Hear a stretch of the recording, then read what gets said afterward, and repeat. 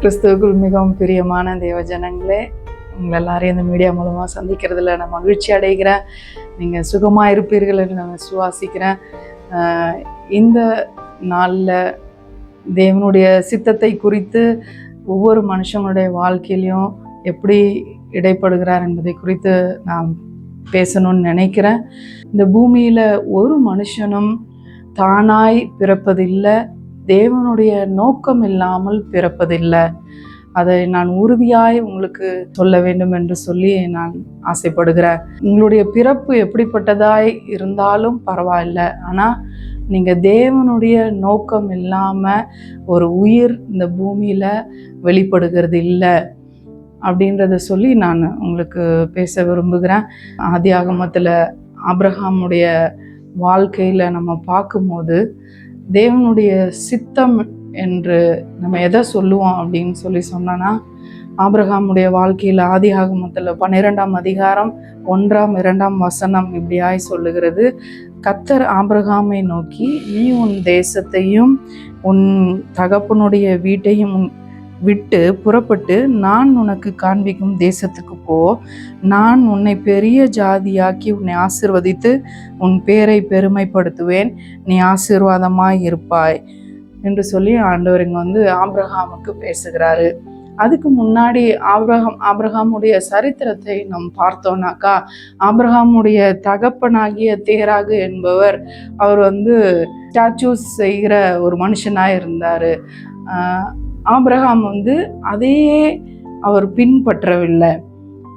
ஆபிரகாமை ஆண்டவர் என்ன சொல்றாரு, உன் தகப்பனையும் தாயையும் உன் இனத்தையும் விட்டு நான் உனக்கு காண்பிக்கிற தேசத்துக்கு நீ போ என்று சொல்லி ஆண்டவர் அங்கே சொல்றாரு. இப்போ நம்ம வாழ்க்கையில தரிசனம் என்பது என்னன்னாக்கா, இப்போ ஒரு குழந்தை வளரும் போதே நம்ம கேட்போம், உனக்கு என்னவாகணும், போலீஸ் ஆகணுமா, டாக்டர் ஆகணுமா அப்படின்னு சொல்லி நம்ம கேட்போம். தாய் தகப்பனா நம்ம விளையாட்டுக்கு கேட்போம், இல்லை சீரியஸாகவும் கேட்போம். அவங்களுடைய ஆம்பிஷன்ஸை அவங்க சொல்லுவாங்க. நான் இப்படியான அவங்க எதை பார்த்து பிள்ளைங்க அட்மையர் ஆகுறாங்களோ அதே போல் நான் ஆகணும்னு ஆசைப்படுவாங்க. அது குழந்தைங்களுடைய நேச்சர். வளர வளர என்னன்னா, சிலர் அவங்க எதை பிக் பண்ணுறாங்களோ அதை நோக்கியே போவாங்க. சிலர் அவங்களுடைய காலம் சூழ்நிலைகளுக்கு ஏற்ப, இல்லை தேவன் வைத்திருக்கிற திட்டத்துக்கு ஏற்ப அவங்களுடைய ரெஸ்பான்சிபிலிட்டிஸ், ரோலு, இல்லை அவங்களுடைய வேலைப்பாடுகள் மாறுகிறதா இருக்கிறது. இப்போ டாக்டராக நான் இன்னைக்கு 3 வயசு என் பையன் டாக்டர்னு சொன்னதுனால அவன் ஃப்யூச்சரில் டாக்டராக ஆக போகிறதில்ல. ஏன்னா அவனுடைய மைண்டு சேஞ்ச் ஆகும்போது அவனுக்கு வைக்கப்பட்டிருக்க அவனோட பிளான் சேஞ்ச் ஆகுது. அப்போது நம்மளுடைய வாழ்க்கையில் கூட தேவ தரிசனம் என்பது வேறையா இருக்கிறது, நம்மளுடைய விஷன் என்பது வேறையா இருக்கிறது. நம்மளுடைய விஷன் நம்மளுடைய வாழ்க்கைக்கு ஏற்ப, சூழ்நிலைகளுக்கு ஏற்ப நம்ம தெரிந்து கொள்றதா இருக்கிறது. ஆனால் ஒவ்வொரு மனுஷனுக்குள்ளேயும் நான் உங்களுக்கு இங்கே சொல்ல விரும்புறது என்னன்னா, நீங்கள் எந்த சூழ்நிலையில், எந்த வேலையில், எந்த காலகட்டங்களில் நீங்கள் இருந்தாலும் there is a purpose for you in this life. இந்த உலகத்தில் நீங்கள் மனுஷனாய் பிறந்ததுக்கு ஒரு தேவனுடைய பெரிதான திட்டம் இருக்கிறது. அதுதான் ஆபிரகாமுடைய வாழ்க்கையில் ஆண்டவர் சொல்கிறாரு, நீ அப்பா பின்பற்றினதை நீ பின்பற்றணும்னு இல்லை. ஆண்டவர் சொல்கிறாரு, நீ வா, நான் உன்னை கொண்டு நான் செய்ய வேண்டிய காரியங்கள் பெரிதாக இருக்கிறதுன்னு சொல்லி ஆண்டவர் அவங்க கூப்பிட்றாரு. அப்போ தேவனுடைய சித்தம் என்று என்னப்படுறதை தான் நம்ம என்ன சொல்கிறோன்னா, இன்னைக்கு கிறிஸ்டியன் சர்க்கிளில் அதிகமாக இந்த டேர்மை நம்ம யூஸ் பண்ணுறது உண்டு. தேவ சித்தம் அப்படின்றத அதிகமாக யூஸ் பண்ணுவோம், அந்த டேர்ம் அதிகமாக யூஸ் பண்ணுவாங்க. அப்போ ஊழியத்துக்கு ஆண்டவரை அழைச்சார் அப்படி சொல்லுவாங்க. சில நேரங்களில் இது என்னுடையதா இல்லை அப்படின்றதையும் அவங்க சொல்லுவாங்க. இப்போ தேவ சித்தம்ன்றதை நம்ம என்ன சொல்கிறோம் அப்படின்னாக்கா, ஒரு மனுஷன் தன்னுடைய வாழ்க்கையில் அது அவங்களுடைய ஜாப் ரோலாக இருக்கலாம், இல்லைன்னா அவங்களுடைய லைஃப் ஸ்டைலாக இருக்கலாம், இல்லை அவங்க இந்த எதுவுமே அவங்க வாழ்க்கைக்கு சம்பந்தம் இல்லாத காரியங்களுக்குள்ள, சூழ்நிலைகளுக்குள்ள அவங்க கடந்து போகிறவங்களா கூட இருக்கலாம். ஆனால் அவங்க வாழ்க்கையில் தேவனுடைய சித்தம் இருக்கிறது. அதற்கு உதாரணமாக இப்போ ஆபிரகாமுடைய வாழ்க்கையை நம்ம பார்த்தோம்னாக்கா, அவருடைய சகோதரன் குமாரனாகிய லோத்து அவர் கூட வராரு, அவங்க சித்தப்பாவுடைய பையனாகிய லோத்து அவர் கூட வராரு. ஆனா ஆண்டவர் ஆபிரகாமை அழைத்ததை ஆபிரகாம் நன்கு அறிந்திருந்தார். அதே போல நம்முடைய வாழ்க்கையில நான் உங்களுக்கு சொல்றது என்னன்னா, இதை கேட்கிற ஒவ்வொருத்தவங்களுடைய வாழ்க்கையிலையும் தேவனுடைய அழைப்பும் திட்டமும் உங்க வாழ்க்கையில இருக்கு. தேவனுடைய பிளான் உங்க வாழ்க்கையில இருக்கு என்பதை நீங்க அறிந்து கொள்ளுங்க என்று சொல்லி நான் உங்களுக்கு சொல்றேன். நீங்க பிரச்சனைக்குள்ள இருப்பீங்கன்னா, இந்த பிரச்சனை சாதாரணமா சும்மா ஆக்சிடென்ட்டா வந்ததில்லை.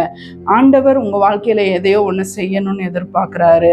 அப்போ நீங்க உங்க வாழ்க்கையை தேவனுடைய சித்தத்துக்கு நீங்க கொடுக்கும் பொழுது உங்களை ஆண்டவர் உங்க வாழ்க்கையை சரி பண்றது மட்டும் இல்ல, உங்களை கொண்டு அநேக ஆயிரங்களை ஆண்டவர் ஆசீர்வதிக்க விரும்புகிறார். அநேக ஆயிரம் பேருடைய வாழ்க்கையை மாற்ற ஆண்டவர் விரும்புகிறவராக இருக்கிறாரு. நீங்க ஆசீர்வாதமானவங்களா இருக்கிறீங்க. நீங்க தேசத்துக்கு ஆசீர்வாதமானவங்களா இருக்கீங்க. நீங்க குடும்பத்துக்கு ஆசீர்வாதமானவங்களா இருக்கிறீங்க. நீங்க உங்க வாழ்க்கைக்கே நீங்க உங்க வாழ்க்கையே ஆசீர்வதிக்கப்பட்டதா இருக்குது. நீங்க உங்களை குறித்து இன்ஃபீரியராவோ கில்ட்டியாவோ இல்ல கைவிடப்பட்டதாகவோ சோர்ந்து போனதாகவோ இல்ல நான் என் ஃபியூச்சரை குறித்து நம்பிக்கையற்றவர்களாகவோ நீங்க இருக்க வேண்டிய அவசியம் இல்லை. ஏன்னா நீங்க இந்த மெசேஜை கேட்குறவங்க எவ்வளோ வயசு உள்ளவங்களா இருந்தாலும் சரி, எவ்வளோ சின்னவங்களா இருந்தாலும் சரி, இந்த வார்த்தை உங்களோட ரீச் ஆகிற டைம்ல நான் விசுவாசிக்கிறேன் ஆண்டவர் உங்க வாழ்க்கையில ஒரு திட்டத்தை ஆண்டவர் வச்சிருக்காருன்றத நான் அதிகமாய் உணர்கிறேன் ஆவியில. ஏன்னா தேவ சித்தம் என்பது ரொம்ப பெரிதா இருக்கிறது. இது எக்ஸாம்பிளுக்கு ஆபிரகாமுக்கு ஒன்றுமே இல்லாது இருக்கும்போது ஆபிரகாமை தேவன் அழைத்து அவரை பெரிய ஜாதியாக்கி ஒரு பெரிய தேசத்துக்கே ஆசீர்வாதமான ஒரு தகப்பனாய் ஆண்டவர் ஆபிரகாமை ஏற்படுத்துகிறாரு. ஒரு விசுவாசத்தின் தகப்பனாய் ஆண்டவர் ஏற்படுத்துகிறாரு. அதே போல இன்னைக்கு நீங்க தனி மனுஷனாய், நீங்க வெறுமையாய் தனிமையாய், நான் தனியா இருக்கிறேன், என்னை புரிஞ்சுக்கிறவங்க யாரும் இல்லை, எனக்கு உதவி செய்ய யாரும் இல்லை, என்னை தூக்கி விடுகிறவங்க யாரும் இல்லை, என்னை நேசிக்க யாரும் இல்லை அப்படி சொல்லி நீங்க ஒருவேளை நினைப்பீங்கன்னாக்கா, ஆண்டவர் உங்களை குறித்து வைத்திருக்கிற திட்டம் பெரிதா இருக்கிறது. ஏன்னா வசனம் சொல்லுது, நான் உன்னை தாயின் கர்ப்பத்திலே உருவாகும் முன்னே நான் உன்னை அறிந்திருந்தேன், உன்னை பெயர் சொல்லி அழைத்தேன். எரேமியால சொல்லப்பட்டிருக்கிற வார்த்தை, நீ என்னுடையவன் என்று சொல்லி ஆண்டவர் சொல்றார். அப்ப அந்த பூமியில பிறந்த ஒவ்வொருவரும் தேவனுடையவர்கள்.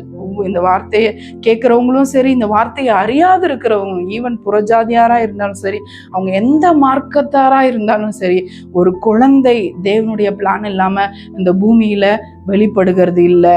அது எப்படிப்பட்ட சூழ்நிலையில வெளிப்பட்டாலும் அது பிரச்சனை கிடையாது. தேவன் அந்த பிள்ளையை குறித்தோ அந்த மனுஷனை குறித்தோ ஒரு திட்டம் வைத்திருக்கிறவராக இருக்கிறாரு. ரெண்டாவது, அது அப்படியே பார்த்தோம்னாக்கா, அப்படியே பைபிள்ல ஒவ்வொரு ரோலா நம்ம பார்த்தோம்னாக்கா, இதுல ஆபிரகாம் ஆண்டவர் அழைக்கும் போது எப்படி அழைக்கிறாருனாக்கா, தன் தகப்பனுடைய வேலையை அவர் செய்து கொண்டிருக்கும் போது ஆண்டவர் எல்லாத்தையும் விட்டுட்டு வா என்று சொல்லி அழைக்கிறாரு. அதை தொடர்ந்து ஒரு அதிகாரத்திலையும் சொல்லப்பட்டிருக்க ஒவ்வொரு பைபிள் கதாபாத்திரங்களையும் ரோல் மாடல்ஸையும் நம்ம எடுத்து பார்த்தோம்னாக்கா, ஒவ்வொருத்தவங்களையும் ஒவ்வொரு சூழ்நிலையிலிருந்து தேவன் அழைக்கிறாரு. அப்போ தானியேலை ஆண்டவர் அழைக்கிறாரு. அவர் என்னன்னா, தானியேல் 1 அதிகாரம் 5ஆம் வசனம் சொல்லப்பட்டிருக்கு, அவங்க புத்திமானாய், அவங்க அறிவாளியாயும், அவங்க அழகுள்ளவராயும், அவர் டேலண்டடாயும் அவர் இருந்தவங்கள துரைமார்கள்ல அவங்க ரொம்ப ரொம்ப அவங்க கிஃப்டடா அவங்க இருக்கிறன்னு அவங்க நினைக்கிறவங்கள ஆண்டவர் தெரிந்து கொள்றாரு, தானியேலை தெரிந்து கொள்றாரு. அப்போ அவங்க அடிமைகளாய் இன்னொரு தேசத்துக்கு கொண்டு போகப்படுறாங்க. அப்போ அவங்க டேலண்டா இருக்காங்க, அவங்க கிஃப்டடா இருக்காங்க, அவங்களுடைய அறிவுலையும் அவங்க திறமையிலையுமே தேவன் அவங்களை பயன்படுத்துகிறவராக இருக்கிறாரு. அப்போ ஒவ்வொருத்தவங்களையும் அழைக்கிற தேவனுடைய பர்பஸ் வித்தியாசமானதா இருக்கிறது. ஆனால் தேவனுடைய சித்தம் அவங்க வாழ்க்கையில இருக்கிறது. அப்போ ஆபிரகாமை போல சிலரை ஆண்டவர் எல்லாத்தையும் விட்டுட்டு வானும் கூப்பிடலாம். சிலரை அவங்களுடைய படிப்பு, எஜுகேஷன், டேலண்ட்டு, அவங்களுடைய டெடிகேஷன் எல்லாத்தையுமே தேவனுடைய ராஜ்யத்துக்கு பயன்படத்தக்கதாக ஆண்டவர் சிலரை தெரிந்து கொள்ளுகிறாரு. அதுபோல நீங்கள் உங்களுடைய படிப்பும் வேலை டேலண்ட்டுமே தேவனை மகிமைப்படுத்துகிறதா இருக்கிறது. அவங்க சிறைப்படுத்தப்பட்டு அவங்க இன்னொரு தேசத்துக்கு அவங்க அடிமைகளாய் கொண்டு போனாலும் அந்த ராஜ்யத்தில் தேவனை மகிமைப்படுத்துகிறாங்க, தேவனுடைய சித்தத்தை அங்கேருந்து அவங்க செயல்படுத்துகிறாங்க.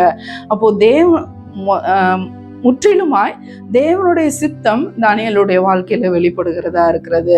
அதே போல சீஷர்களுடைய வாழ்க்கையில பாத்தீங்கன்னாக்கா அப்போஸ்தலர்களை ஆண்டவர் தெரிந்து கொள்றாரு. ஒவ்வொருத்தவங்களையும் ஒவ்வொரு பேக்ரவுண்ட்ல இருந்து ஆண்டவர் தெரிந்து கொள்றாரு. பேதுருவை தெரிந்து கொள்ளும் பொழுது அவர் மீன் பிடிக்கிறவரா இருக்கிறாரு, அவரை ஆண்டவர் தெரிந்து கொள்றவரா இருக்கிறாரு. அப்போ இவங்க சீஷர்களுடைய வாழ்க்கையில பார்க்கும்போது பேதுரு அவரும் கிஃப்டட், அவரும் அவர் தொழில்ல ஒரு பிஸ்னஸ் மேனு, அவர் தொழில்ல அவர் சிறந்தவரா இருக்கிறாரு.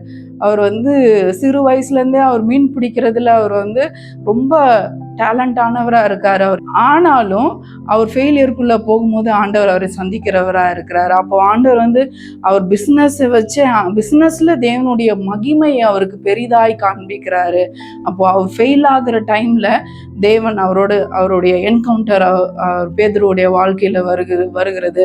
லூக்கா 5ஆம் அதிகாரத்துல நம்ம பார்த்தோம்னாக்கா அவர் சொல்றாரு, முழுதும் அவர் படகு மீன் பிடிக்க அவர் பிரயாசப்பட்டு நைட்டெல்லாம் நான் பிரயாசப்பட்டு மீன் பிடிக்க போயிருந்தோம், ஆனாலும் ஒன்றும் அகப்படல, ஆனால் உம்முடைய வார்த்தையின்படியே நான் இப்பொழுது போடுறேன் அப்படின்னு சொல்லி அவர் போடுறாரு. அங்க ஏன் அவ்வளோ பெரிய 3 படகுகள் அமிழ்ந்து போகத்தக்கதாக, வலைகள் கிழிந்து போகத்தக்கதாக அவங்க மீன்களை பிடிக்கிறாங்க. பிளஸ் அவங்க கூட இருக்க எல்லாரையும் மற்ற பிஸ்னஸ் பீப்புளை மற்ற மீன் பிடிக்கிறவங்களை கூப்பிட்டு உதவி அவங்க செய்கிறவங்களா இருக்காங்க. அங்கே ஏன் அந்த காரியத்தை ஆண்டவர் அவருக்கு செய்ய விரும்புகிறாரு? நம்ம பிஸ்னஸ் பண்ணாலும் நம்ம தேவனுடைய சித்தம் நம்ம வாழ்க்கையில் இருக்குது. அந்த பிஸ்னஸில் தேவனுடைய மகிமை விளங்குகிறதும் தேவனுடைய சித்தமா இருக்கிறது.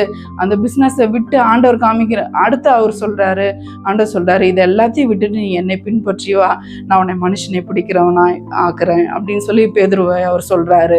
அப்போ ஒவ்வொரு மனுஷங்களுடைய வாழ்க்கையிலையும் தேவனுடைய சித்தம் பிரதானமானதா இருக்கிறது. இதை சிலர் அறிந்து கொள்றோம், சிலர் அறிந்து கொள்ள. இன்னைக்கு கிறிஸ்துவ பிள்ளைகளாய் இருந்தும் நம்ம ஆண்டவரை ஆராதிக்கிறவங்களா இருக்கிறோம், ஆண்டவரை தெரிந்து கொள்றோம், இருக்கும், வசனம் படிக்கிறோம், ஜெபம் பண்றோம், ஒரு நார்மல் கிறிஸ்டியன் லைஃப் ஸ்டைல்ல இருந்தாலுமே நம்மளுடைய பர்பஸ் ட்ரிவன் லைஃப், நம்மளுடைய தேவ நோக்கத்துக்காக தேவ சித்தத்துக்காக தள்ளப்பட்ட ஒரு வாழ்க்கை, அதுதான் அது உண்மையான பர்பஸ் ட்ரிவன் லைஃப்ன்றதுக்கு காரணம். அதனுடைய அர்த்தம் இதுவா இருக்கிறது. தேவனுடைய சித்தத்துக்காக நீங்க உந்தி தள்ளப்பட்ட ஒரு வாழ்க்கை நம்ம வாழ்றோமா? நம்ம யோசிக்க வேண்டிய விஷயம் என்னன்னாக்கா, இந்த உலக பிரகாரமான வாழ்க்கையில நம்ம வாழும் பொழுது நம்ம கொடுக்கப்பட்ட எல்லா டாஸ்க்லையும் நம்ம சக்சஸ்ஃபுல்லா நம்ம வாழ்றது இல்லை. நம்ம வாழ்க்கையில தேவனை நம்ம ருசிக்கும் போதும், தேவனை நம்ம அறிந்து கொள்ளும் பொழுதும், தேவனுடைய சித்தத்துக்குள்ள நம்ம போகும் பொழுதும், அது எப்படிப்பட்ட பேக்ரவுண்டா இருந்தாலும் சரி, எப்படிப்பட்ட சிச்சுவேஷன்ல நம்ம போயிட்டு இருந்தாலும் சரி, இயேசு என்ற ஒருவருடைய என்கவுண்டர் நம்ம வாழ்க்கையில வரும்போது, தேவ சித்தம் என்ற ஒரு என்கவுண்டர் நம்ம வாழ்க்கையில வரும்போது, இல்ல தேவ சித்தத்துக்காக நான் வாழ்றேன்னு நம்ம ஒப்பு கொடுக்கும்போது, நம்ம வாழ்க்கைய தலைகீழாய் தேவன் மாற்றுகிறவராய், சரித்திரம் படைக்கிறவர்களாய் தேவன் நம்மளை மாற்றுகிறவராய் இருக்கிறாரு. அதை இந்த வசனத்தை கேட்குற நீங்க புரிந்து கொள்ள வேண்டும் என்று சொல்லி நான் ஆசைப்படுகிறேன். அது என் இருதயத்துல இருந்தது. எக்ஸாம்பிளுக்கு நான் சொல்லணும்னா, என் பையன் டாக்டர் ஆகணும்னு சொன்னா, இப்போ அவன் 10th படிக்கிறான். இப்போ கேட்டா டாக்டர் படிக்கிறது ரொம்ப கஷ்டம், நான் டாக்டர் ஆகலை மம்மி, வேற ஏதாவது நான் பண்றேன்னா, நான் சொன்னேன் ஜெபம் பண்ணு, தேவ சித்தம், ஆண்டவர் உன்கிட்ட என்ன பேசுறாரோ அதை நீ செய் அப்படி சொல்லி நான் சொன்னேன். நான் அப்போ நம்மளுடைய வாழ்க்கையின் சக்சஸ் எதுல பார்த்தீங்க, வாழ்க்கையின் வெற்றி எதுல பார்த்தீங்கன்னாக்கா, தேவ சித்தத்துல நிலைத்திருக்கிறது, தேவ சித்தத்தை தெரிந்து கொள்றது, தேவ சித்தத்துக்கு கீழ்ப்படுகிறது, தேவ சித்தத்துல வாழணும் நம்ம தீர்மானிக்கிறதுல தான் நம்ம வாழ்க்கை ஆசீர்வாதமா இருக்கும். நம்மளை அநேக ஆயிரங்களுக்கு ஆண்டவர் ஆசீர்வாதமாய் வைக்கிறவராக இருக்கிறாரு. நீங்க ஒருவேளை பிஸ்னஸ் பண்ணி நீங்க ஃபெயிலியர் ஆயிருந்தா நீங்க வருத்தப்படாதீங்க. ஆண்டவர் புதுசா உங்களை கொண்டு ஆண்டவர் வேற காரியத்தை செய்ய ஆண்டவர் சித்தம் உள்ளவராக இருப்பாரு. பிஸ்னஸ் அதை தேடுங்க, தேவ சித்தத்தை நாடுங்கள். தாவீது சொன்னது போல தாவீது என்ன சொல்றாரு, நான் ஒன்றையே நான் நாடுவேன், தேவனுடைய ஆலயத்துல தங்கி இருப்பதையும் தேவனுடைய ஆலயத்தில் ஆராய்ச்சி செய்வதையும் நான் தெரிந்து கொள்வேன் என்று சொல்லி தாவீது சொல்றாரு. அப்போ seek ye first the kingdom of God அப்படின்னு சொல்லும் போது தேவனையும் தேவன் உங்களுக்கு வைத்திருக்கிற திட்டத்தை நீங்க அறிந்து கொள்ளும் பொழுது உங்க வாழ்க்கை அதிகமாய் ஆசீர்வாதமாய் இருக்கும் என்று சொல்லி நான் விசுவாசிக்கிறேன். ஆண்டவர் இந்த வார்த்தையின்படி உங்களை ஆசீர்வதிப்பாராக.